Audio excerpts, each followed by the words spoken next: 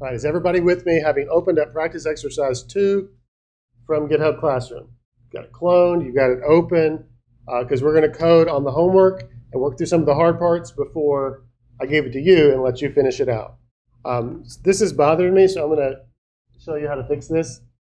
It's not really a fix, it's just newer syntax. You see how this using system is grayed out? I'm looking in ilist.cs. Ilist is an interface. I know it's an interface because it starts with the letter I, and because I can read the word interface here. I don't need this using system anymore. That's why it's grayed out, so I'm going to delete that. And also, I don't like this old style way of doing namespaces where you put everything in curlies. You see this? Like everything is in this namespace, practice exercise 2. I still want it to be in that namespace, but I don't need the curlies. So instead, I want to put namespace practice exercise 2 semicolon to define everything in this file to be in the namespace. And then I'm going to delete the most outside curlies at the top and the bottom. You see what I mean? And then I'm going to unindent everything that's here. So I can select everything and press Shift and Tab, and it'll untab it one. Does that make sense? Like tabbing it in? You can also do Command Shift P and say Format Document, and it will do a similar thing. Everybody okay? So so this is how I started.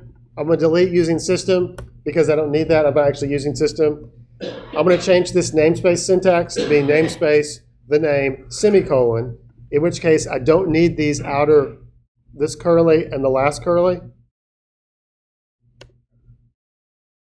To me, that just over curlied. And then I want to unindent all this because now there's an extra indent. And you can do it by selecting it all and pressing Shift and Tab. Shift and Tab is the opposite of Tab. Or you can do Command Shift P and say Format Document. And then Format Document will run prettier, and it'll make everything indented the way it should be. So I'd like you to remember, these are the core operations that we want to support in a list. Can y'all really see this? Is it? You promise?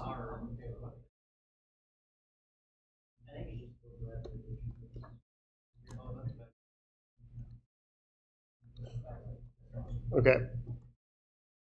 So you can get a thing from a list. Oh, there's a big difference between this iList and the iList that we did last time. That's what I wanted to point out. This iList is generic in T. So T is a generic parameter that specifies the data type of the kind of thing that goes in the list. Before, we only ever had iList of integers, and the integer data type was built into iList on the previous practice exercise. There's no reason to have that constraint. If you have a list of integers or a list of floats or a list of strings, they work the same way. It's just what the item is, what the data type of the item is. You with me? So we can use generics in C# to allow this to work. So what I've changed here is in an iList that's generic in T, when you append something, when you append an item, its data type is T. So T is the placeholder. When we actually use it, we'll put a real data type in the angle brackets and say, we want an iList of integers, or an iList of floats, or doubles, an iList of strings, an iList of students. Any object will work for that. So append and prepend take in an item of type T. Insert after takes in 2 T's. Insert at takes in an item. The index it's inserting at, though, still is an integer. Remove takes in an item of type T. Remove at takes in an index, which is int. The first and last return a T that's nullable. Is empty is still Boolean. The length is integer. First index of some T item is integer. Okay, when we say does it contains, it'll have to be in T. So this is iList in T. Okay? So our job, coming in here, let me clean this up as well. I'm going to do the same cleanup in the linked list.cs. I'm going to change practice exercise 2 to have a semicolon, and then remove the outer curlies. You see that? It doesn't affect the way it works. It's just a matter of preference, like coding style. So down here, you see that I have a linked list T that implements ilist in T. Only it sounds like I haven't done everything yet. I haven't implemented first and last and is empty. So that's why it's yelling at me. Notice what we need first, though. In order to have a linked list, we have to have a node class, a class that stores the nodes. We just acted this out. So you remember that for a singly linked list, every node has two things. What are the two things that it has? What's one of them? A singly linked list only has a pointer to next. It has a pointer to next. What's the other thing? This one's almost so simple that you might forget about it. A value, yes, which I think I'm going to call data. But it holds some data, which is like the thing that we actually kind of care about. So in this node, I want to have a public T data, and I'm going to give this a get and a set. So this is the data that's in the linked list. So if we had a set of, a set of integers, this would be the integer. If we had a list of integers. If we had a list of strings, this would be the string. Like you said, we also have a pointer, a reference, an arrow that points to something else. So this is the thing that we know it's going to be called next. Hang on. I'm trying to do this out of order so that we can do the hard part last. Right? This should point to next. What is the data type of the thing that next points to? It is its exact same data type. It's a linked list node, which is the class that we're in data type T, called next. Does this make sense? So this node is pointing to another node.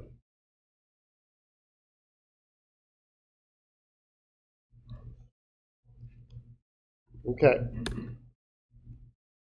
For convenience, I'm going to make a constructor as well that is the linked list node. Remember, a constructor is the thing that runs when we create a new object of this instance, a new instance of this object, sorry. And it always has the same name as the class. And in this case, I would like to pass in the data value and the linked list node T next. So I'm passing in two parameters. If I know the data, like basically the data that I want to store in this node, I can pass in the data here and initialize it. So to do that, I'm going to say capital D data is equal to little d data. Because I'm saying my property data, which is up here, is equal to whatever value got passed in. You with me? So maybe you can predict what the next line is going to be. If I happen to know when I instantiate the node what the next value is, I can pass it in here, like so. So I've created my node and passed in its two initial values in the constructor. This is for convenience if we happen to know those two things. So, but we might not know those two things. I think it's more likely that we might not know next. But to give us ultimate flexibility here, I'm going to give both of these parameters a default value. And in this case, the value of data actually is default. So this would be like saying an integer should be 0, a string should be null, any object type would be null, a float, a double would be 0.0. And likewise, I would like to say the default value of next is null. So if somebody doesn't pass in a next, it just defaults to null. So this is just for convenience. The other thing that I've done here that we're going to do is make a way to print out as a string this node. And this is pretty simple. I'm going to return, I'd really like to return just the data that's converted to string. If data is null, then I can't call it to string on it. So I'm going to say, is data equal to null? Question mark? You know, this ternary operator? So this is kind of like an if statement that's in one line. But if data is null, then I'm going to return the string null, colon. Otherwise, I'm going to say data dot to string, semicolon, parentheses, semicolon. And then I don't need this line at all. So just a little bit of safety there, so that if the thing is null, we'll just print out null. So basically, this to string is really just helping us to debug our code, so we can print linked list nodes. Okay, this is just our kind of a helper utility class. Now let's jump in and do the actual real deal. All right, in a linked list, we have two, maybe three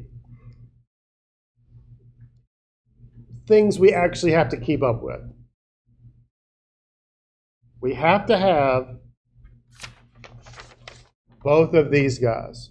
We need pointers to the head and the tail. The third thing is we probably want the length. And we're going to store the length for efficiency. So I'm going to have a private linked list node of T that is the head. I'm making it private because I don't want somebody outside this class messing with this. Because if they move the head pointer around, they're going to mess up our list. We're the only ones that get to change the head so that we make sure it doesn't get messed up. I think to make a warning go away, we may want to put a question mark here to say it's nullable. It's possible that's going to be null. I'm going to have the same kind of thing here for a linked list, node of T, question mark. So it's nullable. That is the tail.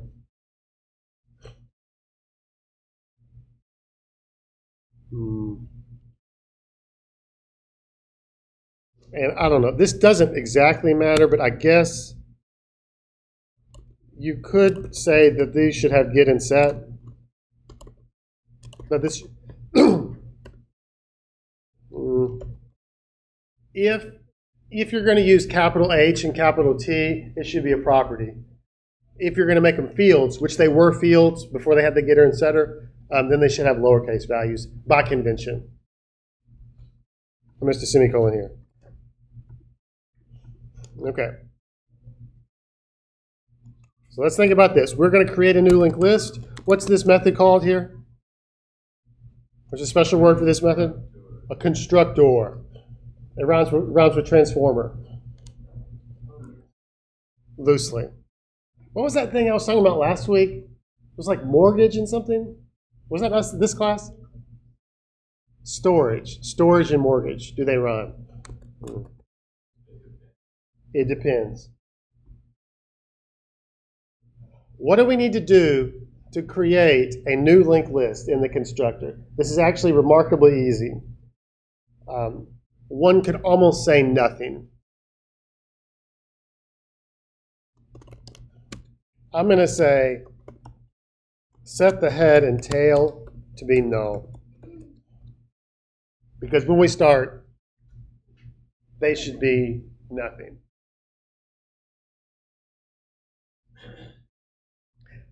.NET is going to do this for us anyway, so you could argue that we don't need to do this. Okay. I have length. I'm going to jump down here to length because that's the third piece of data that I need to store. And I have set length. Length is a property. It has a getter and a private setter. So this means you can read the length from inside or outside the class. But you can only change the length if you're inside the class. And I think that's the level of protection that we want. Because when do you get to change the length?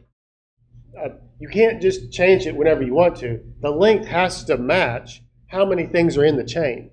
If you say there's 10 things in the length is 10, but you only have a chain of 3, that's inconsistent, right? Like that, one of those things is definitely wrong. So we're going to make sure that we don't let the user control the length. We're going to control the length. But they can read it. Okay, let's do a couple of these easy methods. How would you get the first thing in the linked list? This is actually, notice this is a T. This is a T, so this is the piece of data that's in the first node. Yeah, so I'm going to make this an arrow function because this is a property, and I'm writing the getter. So it naively would be head.data.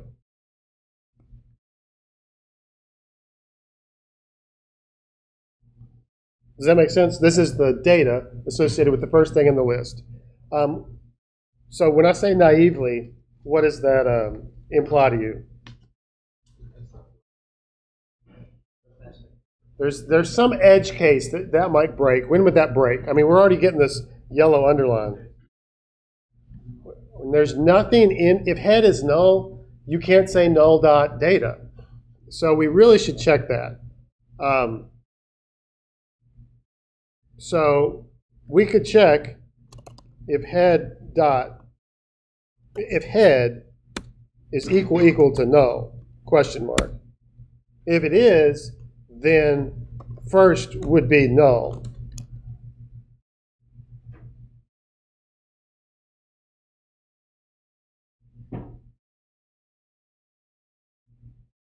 Oh, my bad. It's not null. I'm returning the data that's in it.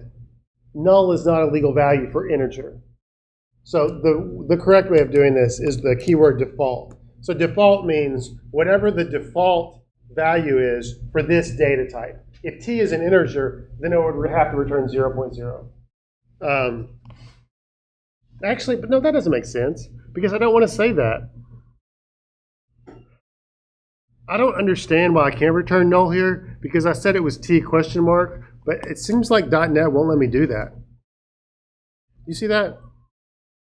Can't convert null to type parameter t because it could be non-nullable value type. Consider using default t instead. I don't understand this error. I'll have to look at this, but you can't, like, you have to say default. You can say default parentheses t, but then it'll say, hey, you can simplify that to just default. So let's do this for now, and if I figure out a better way, I'll let you know. How would we determine if the linked list is empty?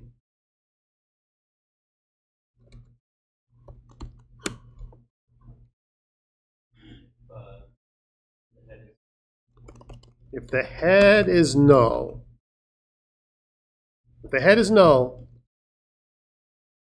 equivalently if the tail is null, if either one of those are null, then that means it's empty. You agree? And for that, to me, that's kind of, is empty is more readable than head equals null. And I just wrote that up here. So I'd kind of like to just come up here and replace this with is empty. To me, that reads a little clearer. You think? We're saying is the list empty? If so, then return default. Otherwise, return head.data.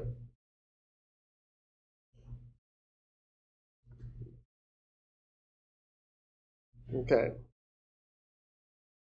All right, it's time. Let's look at append.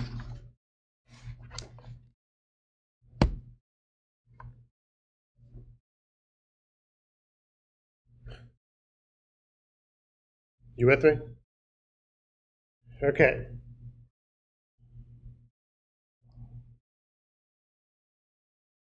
I guess there's actually three cases. I'm going to say there are three different cases for appending to a linked list. One case is the list is empty. That's kind of a special case. Second case is if the list has one thing in it. If the list has one thing in it, then head and tail point to the same thing, and appending is potentially different. If there's more than one thing, then that's kind of our standard case. So I'm going to come through here and say 0 elements in list, and then 1 element in list, and this would be 2 plus elements in list.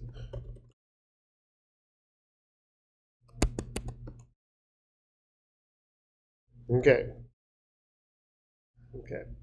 If I'm appending, the first thing I'm going to do is to create a new node. So I'm going to say var new node is equal to a new linked list node of t. And I actually, at this moment, I'm going to call the constructor for a linked list node, but I know what the item is. That's the data. Yeah? So I made a constructor at the top that would take in, remember this? I can take in the data here as the first parameter. So I'm going to use that here to create a new node that has this item as its data. Its next pointer is null, right? Because I set that as the default. The other thing I'm going to do here is remember to increment length. So I have kind of updated, I've got a new piece of memory, a new node. It's just hanging out all by itself, and now we've got to attach it correctly. If there are 0 elements in the list, let's see how I can detect that. If, I mean, really, at this point, there would be 1 element in the list. I'm going to be a little bit off by 1 if I check length, because I just incremented already. So we could here say, in this case, is empty is not checking the length, it's checking the head pointer. All right, now that I look at this, the way I might think about this, I might really want to put length plus plus at the bottom to represent when I'm done with everything. Okay. If the list is empty, then the head is the new node, and the tail is the new node. So when I append to an empty list, I'm really just saying, hey, that new node is both the head and the tail. Does that make sense? So that's kind of a simple special case.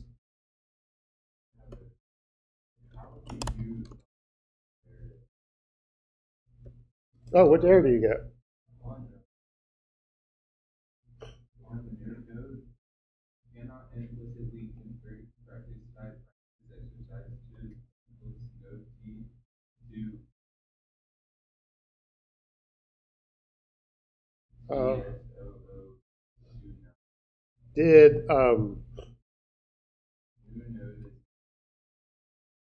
Did you put var new node?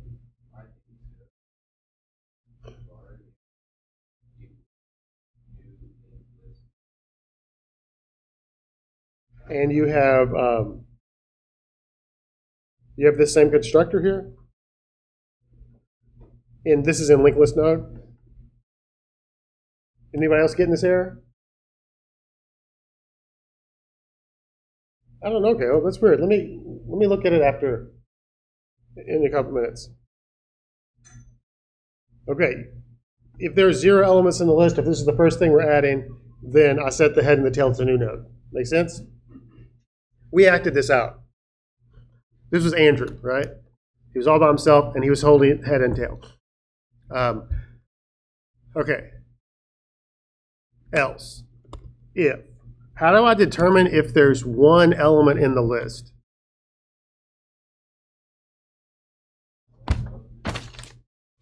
What was that?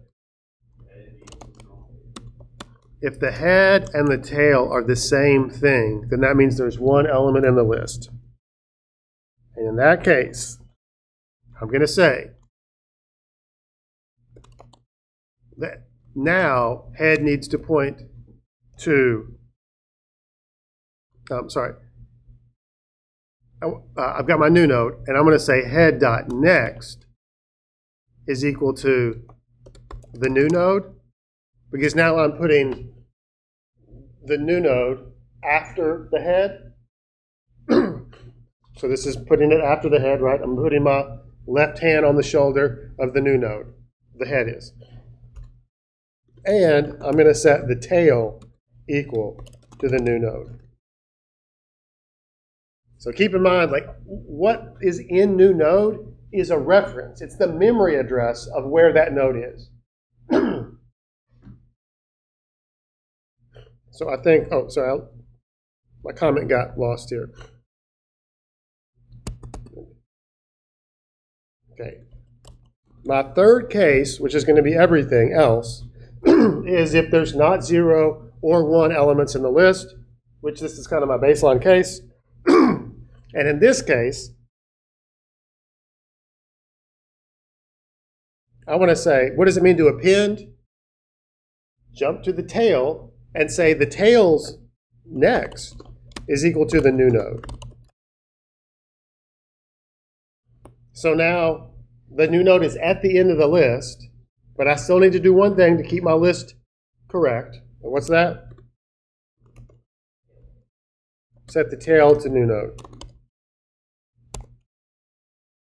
I think this is correct for append. So if there's 0 elements in the list, I set the head and tail to the new node. If there's 1 element in the list, then head.next is equal to the new node. I guess that could equivalently be tail.next is equal to the new node because head and tail point to the same thing. But then I'm going to set tail to the new node. And actually, looking at that, I think you actually don't need these 2 cases, do you? I think that's the same. Yeah, if tail and head are the same, we can just remove the 1 element in list 1 and just always do the others. Yeah. So we could actually collapse this to just have 2 cases. So my bad on that. You see what I'm saying? Head and tail are the exact same thing right here. So head.next equals new node is the same as tail.next equals new node. Well, let's fix it, shall we? So this would be 1 or more elements in list is that, I believe. Sorry, don't need that. And then I need to make sure that in any of those cases, I increment length to make sure that length is consistent with how many things are there.